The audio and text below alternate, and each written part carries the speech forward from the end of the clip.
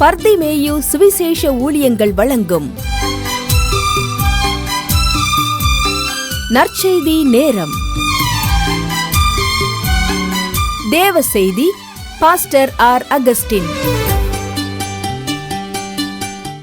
இந்த நாளில் உங்களோடு பேசி வருகிறேன் காவல் என்கிற தலைப்பில். காவல் என்பது என்ன? இஸ்ரவேல் மக்களுக்கு காவலாளனாக எசேக்கியேலை வைத்தாராம். அதுதான் அடிப்படை வசனம். எசேக்கியேல் 33:7 மனுப்புத்திரனே, இஸ்ரவேல் வம்சத்தாருக்கு உன்னை காவலனாக வைக்கிறேன்னார். இந்த இஸ்ரவேல் வம்சம் யார் தெரியுமா? உங்கள் வேதாகமத்தை எங்கே இருந்தாலும் எசேக்கியேல் தீர்க்கதரிசியின் புஸ்தகம் 37 அதிகாரத்துக்கு முதல் வசனத்திலிருந்து திருப்பிக் கொள்ளுங்க. அப்படி எல்லாரும் சேர்ந்து திருப்பி எடுக்கிற வரைக்கும் நீங்களும் நானும் பாடும். ஐயா அசைவாடும் அசைவாடும் ஆவியான தேவா, நரம்புகள் உருவாகட்டும், உன் சிந்தை உண்டாகட்டும், நரம்புகள் உருவாகட்டும், உன் சிந்தை உண்டாகட்டும். இங்கே அசைவாடும் அசைவாடும் ஆவியான தேவா, இங்கே அசைவாடும் அசைவாடும் ஆவியான தேவா. தோலினால் மூடணுமே, பரிசுத்தமாகணுமே,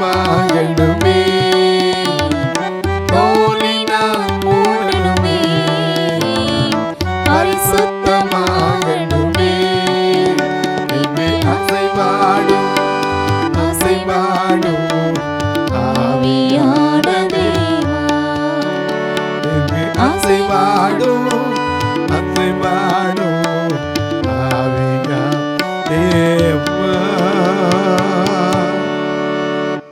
எனக்கு அன்பார்களே, இந்த இஸ்ரவேல் வம்சத்தாருக்குன்னு சொன்னாலே, இந்த இஸ்ரவேல் வம்சத்தார் யாரு? நீங்களும் நானுமா? நாமெல்லாம் காணி ஆட்சிக்கு புறம்பானவர்கள், எங்கோ கடந்தவங்க.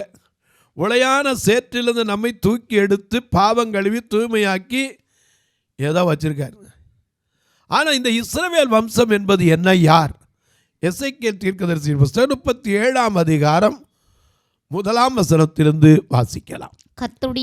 கர்த்தருடைய கை என்மேல் அமர்ந்து கர்த்தர் என்னை ஆவிக்குள்ளாக்கி வெளியே கொண்டு போய் எலும்புகள் நிறைந்த பள்ளத்தாக்கின் நடுவில் நிறுத்தினார். எங்க கொண்டு நிப்பாட்டுறாரு? எலும்புகள் நிறைந்த பள்ளத்தாக்கில்.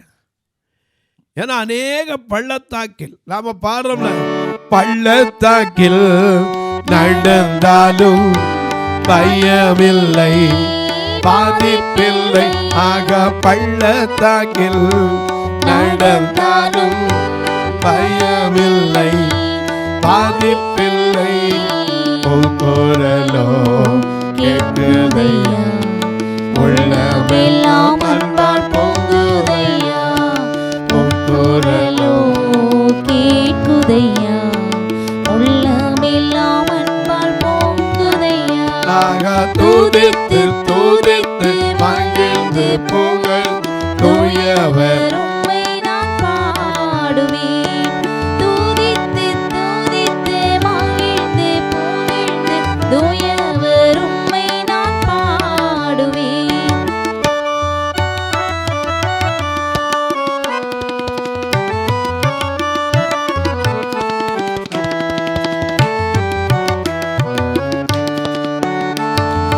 ஆத்துமாவில் நங்குரமே அழிவில்லா பெட்டகமே, ஆக ஆத்துமாவில் நங்குரமே அழிவில்லா பெட்டகமே, நேற்றும் இன்றோம் ஜீவிக்கின்ற நிம்மதியே கல்வலையே, நேற்றும் இன்றோம் ஜீவிக்கின்ற நிம்மதியே கண்மலையும் ஆக துதித்து துதித்து மகிழ்ந்து புகழ்ந்து தூயவர் உம்மை நான் பாடுவேன்.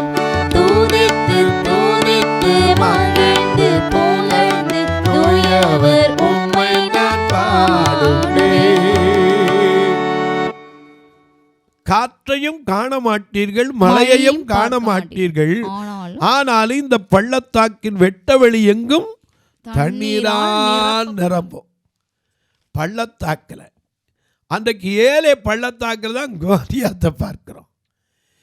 எனக்கு அன்பானவர்களே, பள்ளத்தாக்கு இங்கே பார்க்கிறோம், அழகாக எழுதி வச்சிருக்கார். என்ன பள்ளத்தாக்கு? எலும்புகள் நிறைந்த பள்ளத்தாக்கு நடுவில் ஒன்று நிப்பாட்டி அவைகளின் அருகே சுற்றி நடக்க பண்றார். பார்க்குறான், இவன் கண்ணுக்கு எங்கே பார்த்தாலும் எலும்பு. நான் போன வாரத்துக்கு முந்தின வாரத்தில் எலும்பை குறித்து உங்களுக்கு ஒரு பெரிய 6 செய்தியை கொடுத்துருக்கேன். எங்கே பார்த்தாலும் எலும்பு, குவியல் குவியலாய் வறண்டு போய் விடாய்த்து போய் உலர்ந்து போய் கிடக்கு. எங்கே பார்த்தாலும் எலும்பு. இவனுக்கு எதுக்காக கொண்டு வந்தால் தெரியாது, ஏன் கூட்டு வந்தால் தெரியாது. கேட்குறார், மனுப்புத்திரனே, இந்த எலும்பெல்லாம் உயிரடையுமா?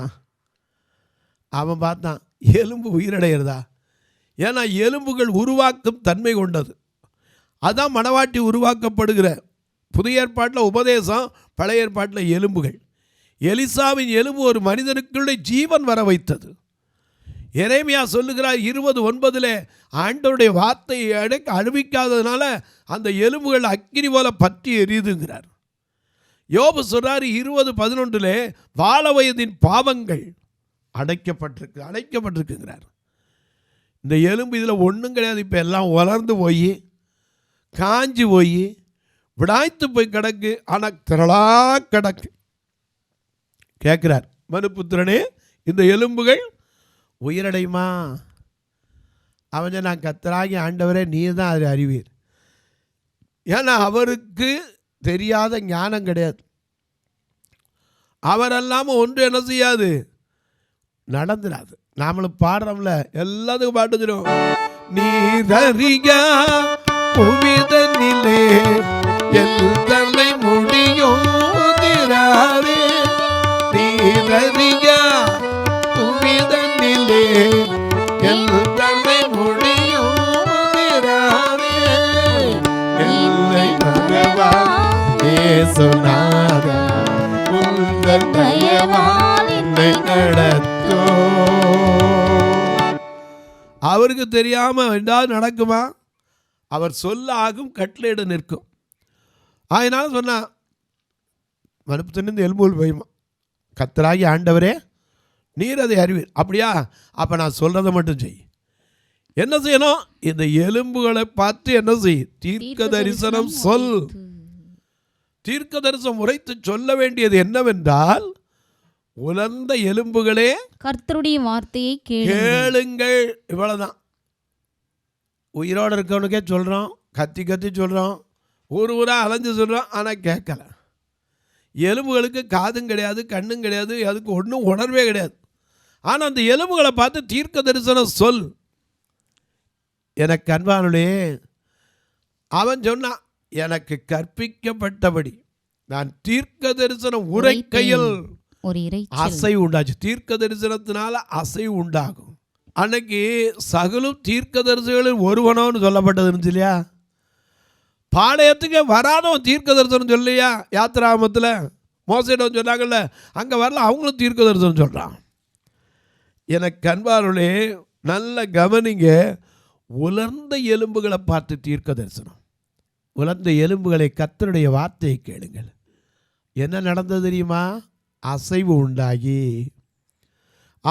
உண்டாகி ஒரு இறைச்சல் உண்டாகி ஒவ்வொரு எலும்பும் தன் எலும்போடு சேர்த்து. அந்த இறைச்சல் என்ன தெரியுமா? எலும்புகள் நகண்ட இறைச்சல், அசைவு. எலும்புகள் அசைந்தது. நீங்களும் நானும் வந்து என்ன செஞ்சிருப்போம்? அந்த இடத்துல நின்றுக்க மாட்டோம். ஏன்னா எலும்பு நகழுது, செத்து போய் காஞ்சி போய் உரண்டு கிடக்கிற எலும்பு நகழுது, சத்தம் வருதே அப்படின்னு சத்தம் வந்திருக்கும். ஒவ்வொரு எலும்பும் அடுத்த நிமிஷம் அவன் பார்த்துக்கிட்டு இருக்கும்போது நரம்பு வந்துச்சு, தோல் வந்துச்சு, மாமிசம் வந்துச்சு, சதை தோல் எல்லாம் மூடிச்சு. ஆனால் ஆவி இல்லை. சொன்னார் 10ஆம் வசனத்தில், முதல்ல 7ஆம் வசனத்தில், எனக்கு கற்பிக்கப்பட்டபடி தீர்க்க தரிசனம் உரைக்கையில் ஒரு இரைச்சல் உண்டாகி அசைவு உண்டாகி ஒவ்வொரு எலும்பும் தன் தன் எலும்போடு என்ன செய்து சேர்ந்து கொண்டது. 2வது சொல்றாரு, எனக்கு கற்பிக்கப்பட்டபடி நான் தீர்க்க தரிசனம் உரைத்தேன். அப்பொழுது ஆவி அவர்களுக்குள் பிரவேசிக்க. 2வது தடவை சொல்றாரு, நரம்பு இருக்கு, தோல் இருக்கு, சதை இருக்கு, எலும்பு இருக்கு, ஆனா என்ன இல்லை? ஆவி. ஆவி இல்லாட்டா என்ன வருதணும்? அதனாலதான் ஐயா ஆவி அவர்கிட்ட ஒப்புவிச்சார். இயேசு கூட தன்னை தந்தவரிடத்துல, பிதாவே உம்முடைய கைகளில் என் ஆவியை என்ன செய்யற? ஒப்புவிக்கிறேன்னார். ஆவியை குறித்து நாம் என்ன செய்யறோம்? ஆவியை மழை போலே போட்டோம், ஆவியை மழை போலே போட்டோம், பல ஜாதிகளை மல்கையில் தோட்டோம், மல்கையில் தோட்டோம், ஆவியை மழை போலே ஊற்றும்.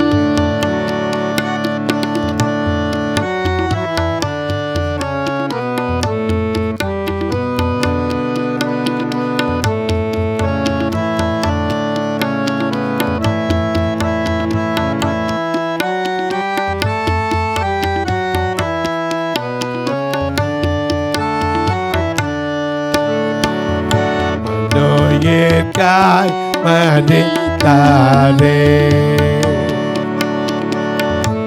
நோயிற்காய் மரித்தாரே, ஏதோ மைதனே நாமோ வைத்தேலும் தாரே, வைத்தேலும் தாரே, நோயிற்காய்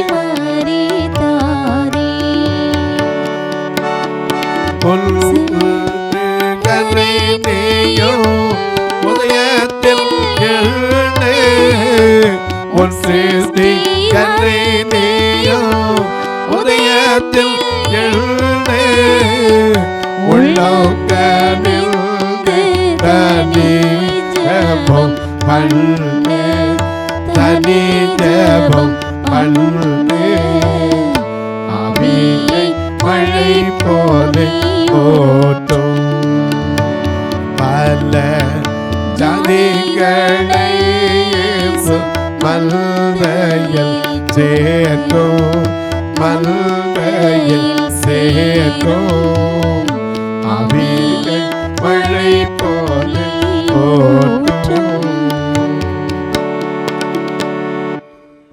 நல்ல கவனிங்க. அவர் ஆவியை நோக்கி இப்ப தீர்க்க தரிசனம் சொல். எனக்கு கற்பிக்கப்பட்டபடி நான் தீர்க்க தரிசனம் உரைக்கிறேன். ஆவியே காற்று திசை 4லும் இருந்து வந்து கொலையுண்ட இவர்கள் உயிரடைக்கும்படிக்கு இவர்கள் மேல் ஊது என்றார் என்று சொல் என்றார்.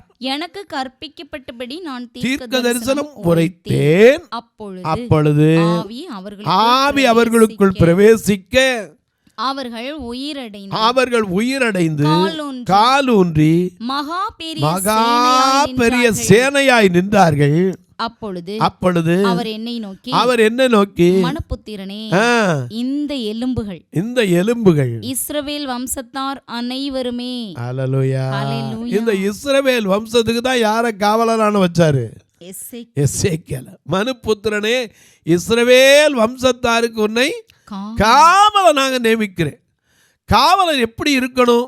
ஏசாயா 56:10 வாசிக்கிறோம், அவனுடைய காவற்காரர்கள் ஒன்றும் அறியாத குருடர்கள், அவர்கள் எல்லாரும் குறைக்க மாட்டாத ஊமையான நாய்கள், தூக்க மயக்கமாய் புலம்புகிறவர்கள், படுத்துக் கொள்ளுகிறவர்கள், நித்திரை பிரியர்.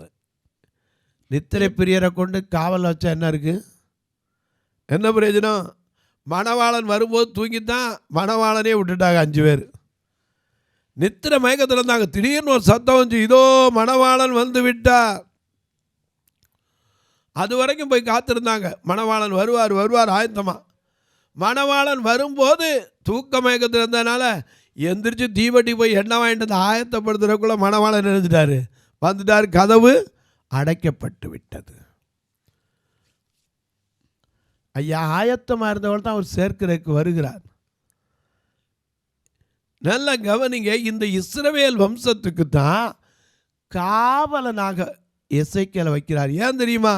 காவக்காரன் ஒன்றும் அறியாதவனாக இருக்கக்கூடாது, தேவ ஆவி அறிந்தவனாக இருக்கணும். அந்நிய சக்தி வருதா, சத்துரு வரானா, அல்லது பட்டயம் வருதா, எது வருது அவன் கண்களுக்கு தெரிஞ்சவனா அறிவிக்கணும். அப்படி அறிவித்து அவன் எச்சரிக்கப்பட்டு அவன் படித்தானா அதை பற்றி நமக்கு ஒன்றும் கிடையாது. இன்றைக்கி சொல்கிறாங்க, எப்போ ரயில்வே ரோடை கிராஸ் பண்ணாத, போர்டே போட்டிருக்கான், ரயில்வே என்ன செய்யக்கூடாது, கடக்கக்கூடாதுன்னு. ஆனால் அப்படி கடந்து போனால் யார் தப்பு? சொல்ல வேண்டிய கடமை சொல்லிட்டு தான் இருப்பாங்க. ரயில் ரோட்டை கிராஸ் பண்ணாதீங்க. கேட்டு போட்டு வச்சுருப்பான், சில இடத்துல கேட்டு இல்லாட்டாலும் எழுதியாக வச்சுருப்பான். மின்சாரத்துக்கிட்ட பார்த்தீங்கன்னா ஒரு எலும்புக்கூடு படம் போட்டு என்ன செய்வாங்க, அப்படியே காமிச்சிருப்பான். எதுக்கு? இந்த மாதிரி போயிடுவேன், தயவு செய்து இது என்ன செய்யாத, இட்ஸ் a டேஞ்சரஸ் அப்படின்னு போட்டு வச்சுருப்பான். அபாயம் அபாயம்னு எழுதி வச்சுருப்பாங்க. ஆனால் அதை எப்படி இருக்கு போய் தொட்டு பார்த்தா யார் பொறுப்பு? எனக்கு அன்பானவர்களே, இஸ்ரவேல் வம்சத்தாருக்கு காவலன் எப்படி இருக்கணும்? ஒன்றுமறியாத குருடனாக இருந்துடக்கூடாது. குருடனவன்னு எல்லாருக்கும் தெரியும். ஏன்னா நம்ம நினைக்கிறோம் கண்ணு இல்லாட்டா குருடன்னு. கண்ணுடையர் என்பர் கற்றோர் முகத்திரண்டு புண்ணுடையர் கல்லாதவர். இன்றைக்கி எல்லாருக்கும் கண்ணு இருக்கு, ஆனால் எத்தனை பேர் கண்ணு இருந்து படிக்கலை? ஒரு சமயத்தில் நான் பஸ் ஸ்டாண்டுக்கு ஒரு ஐயாட்ட கேட்டேன், பிரதர் கொஞ்சம் இந்த பஸ் நம்பர் வந்து வச்சல. அடையாப்பா நானே படிக்கலை, யார் சொல்லுவான்னு இருக்கேன்னார். அப்போ அவரு நானும் ஒன்று தான். என்ன பிரயோஜனம்? அவர் கண்ணு இருக்குது, ஏதோ பக்கத்தில் வந்து எதுவும் தெரியும், அவ்வளோதான், என்னன்னே தெரியாது. எனக்கு அன்பானவர்களே, கண் மனிதனுக்கு சரீரத்தின் விளக்கு. ஆனால் நாம் அறியும்படி கண்களை திறக்கணும், என்ன வருதுன்னு பார்க்குறதுக்கு. ஏன்னா கண் சரியினோட போய் அன்றைக்கி நடந்து போய் சமாரியாவில் போனவுடனே எலிசாவுடைய கண்களை திறக்கபடி ஜெபம்னா அத்தனை பேர் கண்ணு திறந்தாங்க. ராஜா வந்து கேட்டான், இவங்களை பூரா வெட்டிடவா? அவனுக்கு நான் முட்டா போய் எல்லாம் சோறு போட்டு அனுப்பிடாருண்ணா. ஏன் சொல்கிறேன்? காவல் காக்கிறவன் எப்போ என்ன நடக்குங்கிறத மனதில் கொண்டவனாய், தூரத்தில் வருவது என்ன அறியக்கூடிய நல்ல பார்வை உள்ளவனாக இருக்கணும். இன்றைக்கி ரயில்வே எல்லாம் பாருங்கள், டிரைவிங்க்கு வேலை போடும்போது கண்ணைத்தான் முதல்ல தெளிவு பார்ப்பாங்க. டிரைவருக்கு கண்ணு கொஞ்சம் பழுதானா கூட உடனே என்ன செய்வாங்க, இது பண்ணிடுவாங்க. ஏன்னா வேதம் அழகா சொல்லுது, உன் கண் உனக்கு இடர்ல உண்டாக்கினால் அதை தரித்து போடு. நீ ரெண்டு கண்ணுடையவனா நரகத்தில் தள்ளப்படுவதை பார்க்கிற ஒற்றை கண்ணுடையனா எங்கே போகலாம்? பரலோகத்துக்கு போகலாம். அது தப்பே இல்லைங்கிறார். இந்த காவக்காரன் எப்படி இருக்கணும்? நல்ல பார்வையில் உள்ளவனாக இருக்கணும். எல்லாரையும் சந்தேக கண்ணோட பார்க்குறவனாக இருக்கக்கூடாது. நல்ல பார்வை உள்ளவனாக, ஒன்று மரியாதை குருடனா, குலைக்க மாட்டாத. சில வீட்டில் நாய் காவலுக்கு வச்சுருப்பாங்க, அது ஒரு குலைக்காது. காலையில் இருந்துச்சோன்னா கறி ஓடுவாங்க, எலும்பு ஓடுவாங்க, எல்லாத்தையும் தின்னுவிட்டு குலைக்காது. கேட்டால் அந்த நாய் குலைக்கலாம் செய்யாது. வாங்க சும்மா தைரியம் பாருங்க, குலைக்கணும் நாய். ஒரு சின்ன கதை ஒருத்தர் சொன்னார். ஒருத்தர் வேலை கிடைக்கல, ரொம்ப நாளாக வேலை கிடைக்கல, படிச்சிருந்தார், சர்க்கஸுக்கு வேலைக்கு போனார். என்ன வேஷம்னு பார்த்தா குரங்கு வேஷம் கிடச்சி. குரங்கு வேஷம் போட்டு அங்கிட்டுக்கிட்டு தவ்வினார். தவி 30 நாள் 29 நாள் வேலை பார்த்துட்டார். 30 நாள் சம்பளம் வாங்க போகிற நேரம் அன்னைக்கும் போய் ஆக்ட் பண்ணிவிட்டு அப்படி சம்பளத்தை வாங்கிட்டு போயிடலான்னு போய் ஆக்ட் பண்ணார். தப்பி போய் குரங்கு எங்கே விழுந்துருச்சு? சிங்க கூட்டு கூட விழுந்துருச்சு. உடனே கொஞ்சம் ஐயையோ, இந்த கடைசி நாள் ஒரு நாள் சம்பளத்தை வாங்கிட்டு எங்கள் அம்மாட்ட கொடுத்துட்டு போகலான்னு வந்தேன், அதுக்குள்ளே இப்படி வந்து மாட்டிக்கிட்டேனேன்னு. அங்கேருந்து சத்தம் கட்டுச்சு, பயப்படாத நானும் மனுஷன்தான். ஏன்னா உள்ளே இருக்கவன் சிங்க வேஷம் போட்டிருக்கவனு யார்? மனுஷன். வேஷமாகவே திரிகிறான், வெறிதாவாகவே சஞ்சலப்படுகிறான், ஆஸ்தியை சேர்க்கிறான், அதை யார் மாறிக்கொண்டு போவான்னு அறிய மாட்டான். எனக்கு அன்பான காவக்காரன் குலைக்கிற நாயாக இருக்கணும், கண் சொருகினவனாக இருக்கக்கூடாது, நித்திரை பிரியனாக இருக்க, தூக்க மயக்கம் இருக்கக்கூடாது. மார்க்கு 13ஆம் அதிகாரம் 34ஆம் வசனத்தை வாசிக்க கேட்போம். மார்க் எழுதின சுவிசேஷம் 13ஆம் அதிகாரம் 34ஆம் வசனத்தை வாசிக்கலாம். மிக அழகான ஒரு மனுஷன் தன் வீட்டை விட்டு புற தேசத்துக்கு பிரயாணம் போக எத்தனிக்கும்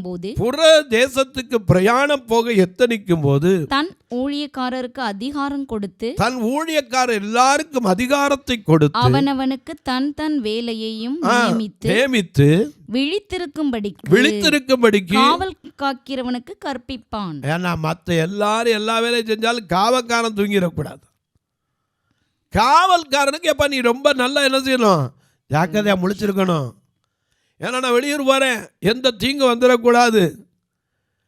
எனக்கு அன்பானுலே, ஆண்டவருடைய எத்த கோட்டைக்குள்ளே பாதுகாப்பு இருக்குது, இல்லைன்னு சொல்லலை. ஆனால் நம்மை நாம் காத்துக்கொள்ள வேண்டும். 1 பேதுரு 1:14-15 வாசிக்கிறோம், உங்களை அழைத்தவர் பரிசுத்தர், ஆகையால் உங்கள் நடக்கைகள் எல்லாவற்றிலும் பரிசுத்தராய் இருங்கள். பரிசுத்தம் இல்லாமல் தேவனுக்கு பிரியமாய் இருப்பது கூடாத காரியம். பரிசுத்தத்தை காத்து கொள்ளணும். ஏன்னா அவர் யாரு? துணை வேண்டும் தகப்பனை உலகிலே என்னை எதிர்க்கும் சக்திகள் பல உண்டு. துணை வேண்டும் தகப்பனை உலகிலே என்னை எதிர்க்கும் சக்திகள் பல உண்டு. என் ஜீவன் இல்லை எங்கிலும் பரிசுத்தர் என எழுதும். என் ஜீவன் இல்லை எங்கிலும் பரிசுத்தம் என எழுதும். சோத்தர் கொட்டம் நடுவில் ஜொலி தேடும் சுத்த ஜோதியே ஆரோபியே வேளையில் அழேயா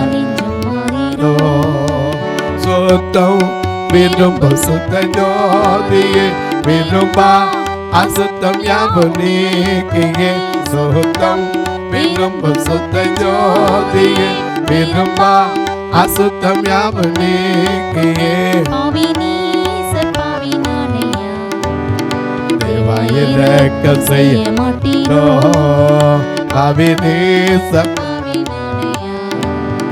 தேவா இரக்கம் செய்ய மாட்டீரோ. நல்ல கவனிங்க, காவல் காக்கிறவன் பார்வை இல்லாதவன் கூட நல்ல பார்வை இருக்கணும். நல்ல பார்வை, தெய்வீக வெளிச்சம் இருக்கணும். சத்துரு யாரு, அந்நியன் யாரு, பட்டை எது கண்டுபிடிக்கணும். எக்கால ஊத தெரியணும். அவன் கொலைக்க மாட்டாத நாய் மாதிரி சும்மா படுத்திருந்துடக்கூடாது. அது மட்டுமல்ல, குறைக்க மாட்டாத நாய்கள் மட்டுமல்ல, தூக்க மயக்கம், நித்திரை மயக்கம். கெத்செமனேல இருந்தாங்க, அதோ வந்துட்டாங்க எல்லாம் அப்படின்னோடனே உடனே எல்லாரும் எழுந்திரிச்சிட்டாங்க. எனக்கு அன்பானுடைய வேதம் சொல்லுது, எபேசியர் 5:14, ஆதலால் தூங்குகிற நீ விழித்து மரித்தோரை விட்டு எழுந்திரு, அப்பொழுது கிறிஸ்து உன்னை பிரகாசிப்பிப்பார். நம்மளை பிரகாசிப்பிக்கணும், தூக்கத்தில் இருந்துடக்கூடாது.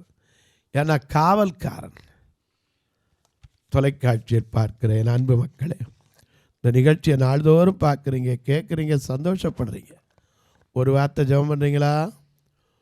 இது தொடர்ந்து வரணும். இதற்கான பொருளாதார தேவைகளை கர்த்தர் சந்திக்கணும்.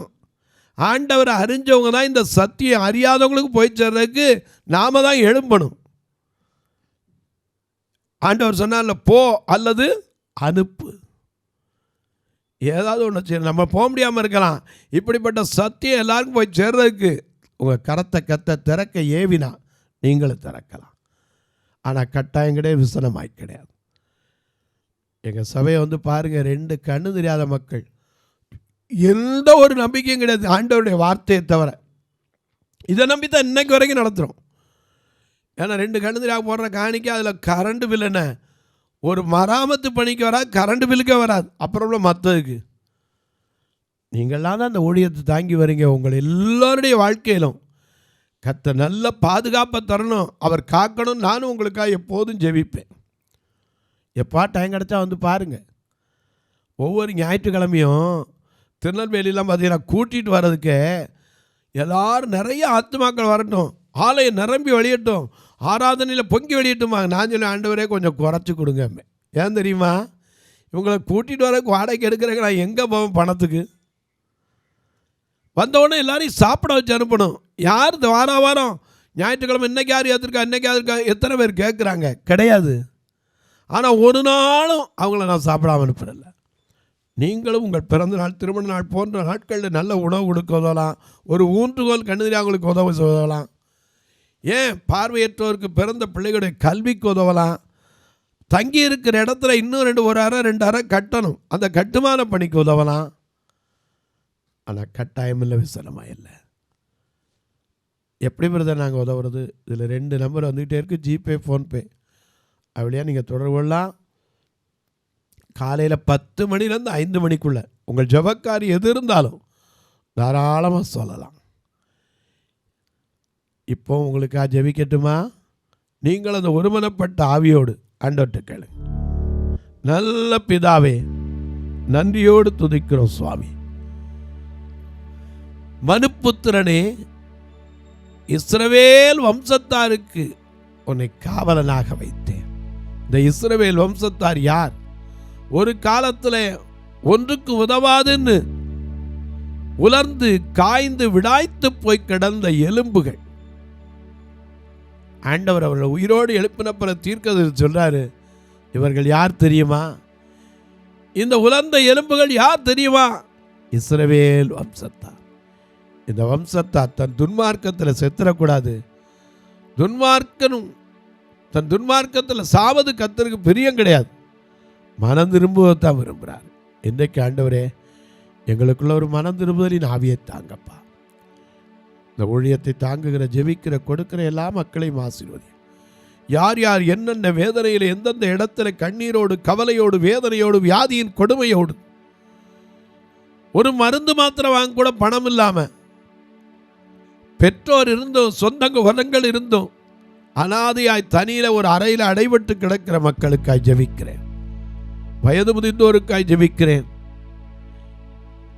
ஐயா, பெற்ற பிள்ளைகள் இருந்தும் ஒரு பிள்ளை கூட என்னை பார்க்கலையே, ஐயோ நான் இப்படி இருக்கேனேன்னு கண்ணீர் வடிக்கிற தாய்மார்களுக்காய் ஜெபிக்கிறேன். ஒவ்வொருவருடைய கண்ணீரையும் களிப்பாய் மாற்றும். இந்த ஊழியத்தை தாங்குகிற, ஜெபிக்கிற, கொடுக்கிற எல்லோரையும் ஆசீர்வதி. வானத்திற்கும் பூமிக்கும் சகல அதிகாரம் கொண்ட இயேசு கிறிஸ்துவின் ஈடு இணையற்ற வல்லமையுள்ள நாமத்தில் ஜெபிக்கிறேன் நல்ல பிதாவே, ஆமென்.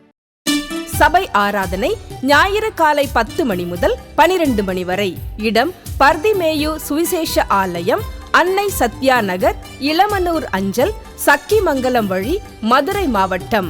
பின்கோட் 625201 மற்றும் பர்திமேயு சுவிசேஷ ஜெப வீடு, flat number 107, Eden garden, Muthur, Tirunelveli. Pincode 627011.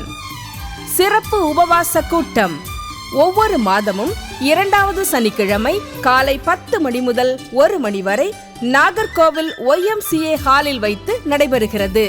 மற்றும் ஒவ்வொரு மாதமும் 4வது சனிக்கிழமை காலை 10 மணி முதல் 1 மணி வரை திருநெல்வேலி புதிய பேருந்து நிலையம் அருகில் உள்ள கிரேஸ் ஹாலில் வைத்து நடைபெறுகிறது. எங்கள் எல்லா ஆராதனைகளிலும் கலந்து கொண்டு தேவனை மகிமைப்படுத்த அன்பாய் அழைக்கிறோம். உங்கள் உதாரத்துவமான காணிக்கைகளினால் இவ்வூழியத்தை தாங்க விரும்பினால் R Augustine, account number 5021364331, IFSC code IDIB 000B066, Indian Bank, BP குளம், Madurai. GPay number 9842181917, BGM ministries மற்றும் 9442559772, பிளைண்ட் மினிஸ்ட்ரீஸ் அகஸ்டின். உங்கள் தொடர்புக்கு பாஸ்டர் ஆர் அகஸ்டின், பர்திமேயு சுவிசேஷ ஊழியங்கள், நாகமலை, புதுக்கோட்டை, மதுரை 625019. தொலைபேசி எண்கள் 9842181917 மற்றும் 9442559772. கர்த்தர் தாமே உங்களை ஆசீர்வதிப்பாராக.